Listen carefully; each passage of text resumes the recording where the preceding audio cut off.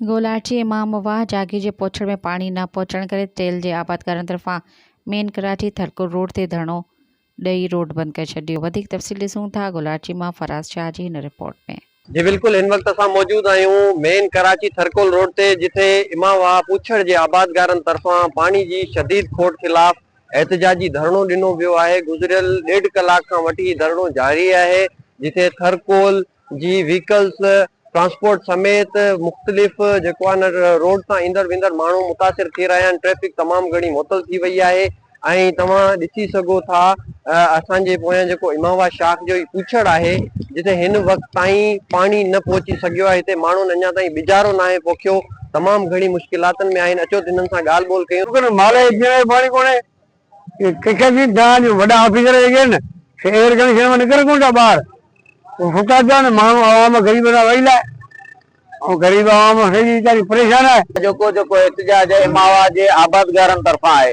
छो त गुज़रियल 4 महीननि खां इमाम वाह में लप पाणी जी कोन आई आहे। तव्हां ॾिसी सघंदा त इमाम वाह में बेजारो त ठहियो पर पीअण जो पाणी कोन्हे। हितां जा जेके आबादगार आहिनि उन्हनि डीसी बदीन सां मुलाक़ात कई है। इरिगेशन अमलो को कॉपरेट करण जे लाइ तयार कोन्हे, मजबूर थी करे अॼु मेन कराची थरकुल रोड बंदि कयो। हिननि जो इहो मुतालबो आहे त खुदारा 7 महीनो हले को, हिन खां पोइ कॾहिं पाणी ईंदो जो माण्हू पंहिंजा फसलो पोखे सघंदा। हिननि जो इहो आख़िरी मुतालबो आहे, जेसीं ताईं इमाम में पाणी न ईंदो तेसीं ताईं ही रोड बंदि रहंदो।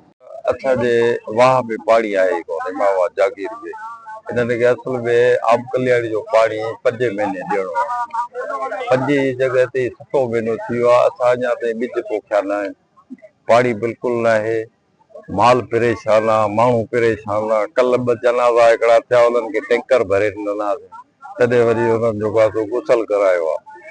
इहा मुसीबत आहे, ऑफिसरनि जा रुॻो आहिनि आसरा बाबा, अॼु ॾियूं था सुभाणे ॾियूं था, ॿाहिरनि असांजा ईंदा, उन्हनि जे लाइ असां वटि इज़त आहे, पर असां वटि पाणी त कम से कम पहुचाए।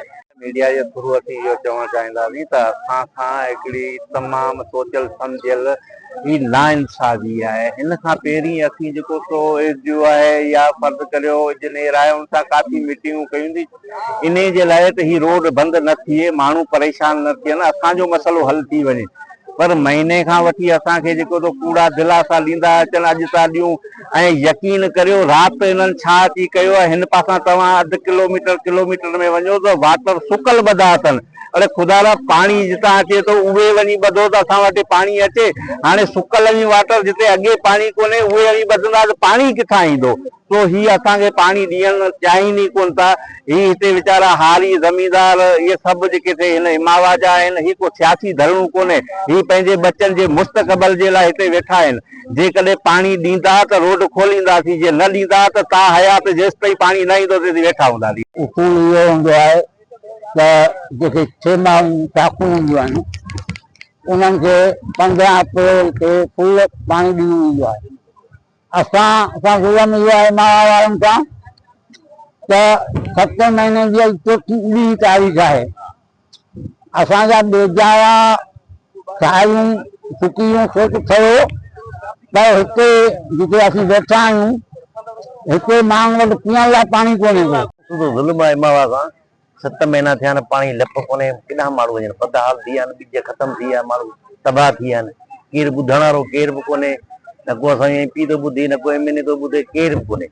छा करे, मजबूरी आहे या न त केरु थो रोड बिला करे, केरु रोडनि ते वेहे, कंहिं माण्हू खे तकलीफ़ थिए, इहो वॾो ज़ुल्म आहे। छा करियूं, मजबूरी आहे, केरु ॿुधण वारो केरु बि कोन्हे। बिल्कुलु अवां हिते मुतासिरीन जूं ॻाल्हियूं ॿुधियूं, उन्हनि जो इहो ई चवणु आहे त इमाम वाह टेल खे हिन सीज़न में अञा ताईं सारियुनि जो पाणी मिलियो ई न आहे, हिननि अञा ॿिज ई न आहे पोखियो। हिननि जो इहो ई मुतालबो आहे त जल्द खां जल्द पाणी टेल करायो वञे, जीअं हिननि जी बेचैनी ख़तम थिए। कैमरामैन टीम सां गॾु फराज़ शाह, अवामी न्यूज़, गोलाची। सब्सक्राइब कयो अवामी न्यूज़ HD खे ऐं ताज़ा तरीन ख़बरुनि लाइ ॾिसंदा रहो अवामी न्यूज़ HD।